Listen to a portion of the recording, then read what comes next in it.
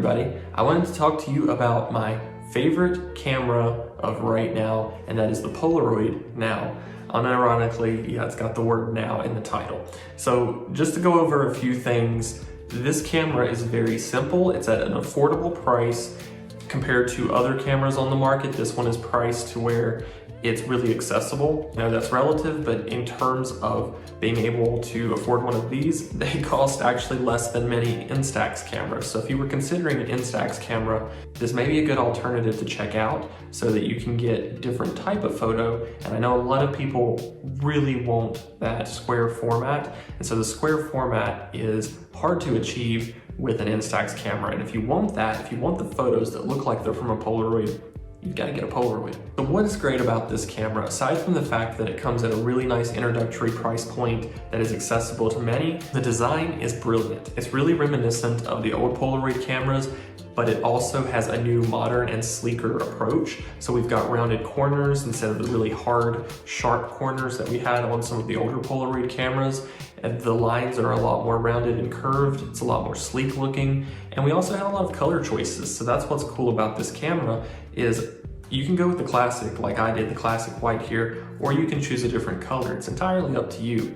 I'm gonna put my affiliate link down in the description if you're interested in getting one of these for yourself. Definitely check that out. It supports the show, but it also makes sure that you get the best price possible. Some of the features about this camera that I personally really like, and the reason that it's my favorite Polaroid camera at the moment, and the reason that I choose this over my Instax cameras every single time, is because of the ease of use. Now, I do know how to use a camera and adjust exposure and things like that in order to get a good looking photo, but you don't have to do much with this in order to get a photo that turns out pretty nice. The only thing you need to remember is to be at least 3 foot back from your subject. So if I were to take a picture right now of you guys watching this video, it would be fine. It would be exposed, it would be focused, it would be clear, no problem there. But if I was really close like this, and I took the photo, it'd be very blurry. So you need to be at least 3 foot from your subject, which isn't hard to do, but you're not gonna be able to get up close macro shots. So do keep that in mind. Of course, I don't know many instant cameras where you're going to be getting up close macro shots to begin with. Something else that's really nice about this camera is the flash is really good, and the viewfinder's actually, I find, pretty accurate. Obviously it's off center, so it's not a centered viewfinder, but it is pretty accurate, so you're still gonna get those photos where your subject is centered, or at least mostly centered. And if you do want to compensate a little bit for that, just move over slightly to compensate for the viewfinder being over to the left. This is our shutter button here. It's hard to miss. It's that big red button. So when you've got your subject and you know what you're taking a picture of, you just press down. You'll have a really big flash, which you can also turn off. That's what's nice about this camera is there's a simple button here on the back that allows you to either turn the flash on or off. After you see that flash, you're going to have a frog tongue come out, and that is basically this thin piece of plastic that covers the photo that shields it from the light. So obviously Polaroid photos are light sensitive, which means that if you didn't have this camera and you had an older one maybe, you'd want to invest in a frog tongue or something to shield your photo when it comes out, because you don't want that photo to start taking in light and mess up the exposure. However, this one's got it built in. You're probably starting to see that this camera takes care of a lot of the questions and concerns that many people have about instant cameras. It's all built in, it's all automatic, it's all ready to go right out of the box. So with our power button, I'm gonna go ahead and turn it on. As you can see, it tells us how many photos we have left in the camera. I have 1, so I'm almost ready for another pack of film. But I can also turn that flash off if I want to. Right now it's lit up. If I were to press that, turns it off. See how the flash is no longer lit up? That means that the flash is turned off. So if I wanted to use flash, I would just press it again, take my photo, and I would have a really nice bright flash. But a lot of times if you've got a mirror in your photo, or if you've got something that you know is not going to react well to flash, you might want to turn that off. It's nice that this camera gives us the option though, because a lot of Polaroid cameras, you simply don't have a flash, or you've got a flash and you've got to figure out how to like cover that up. I know that was an issue with some earlier instant cameras where you really couldn't do much with the flash, but now most modern day instant cameras do have that feature, which is pretty nice. Something else that I really like about this is that it uses Polaroid's new I-type film, and the I-type film is more affordable and readily available than older Polaroid film. So you can actually order the I-type film just about anywhere, And at the link that I'm putting in the description, you can also order it there if you decide to. But they come out with some pretty cool additions.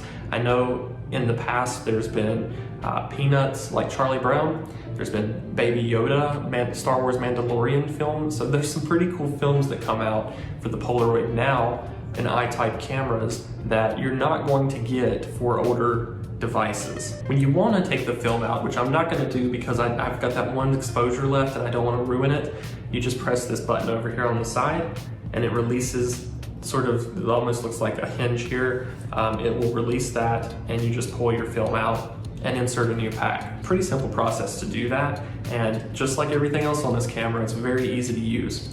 With the camera, you have a strap included, a neck strap, and I know this doesn't seem like a big deal to some people, but when you have a camera and you don't have a camera strap for it, it can be a pain. I personally don't use a lot of camera straps in the way they're intended. Like I wouldn't necessarily put this around my neck, but I would hold it if I'm using my camera in case I were to drop it.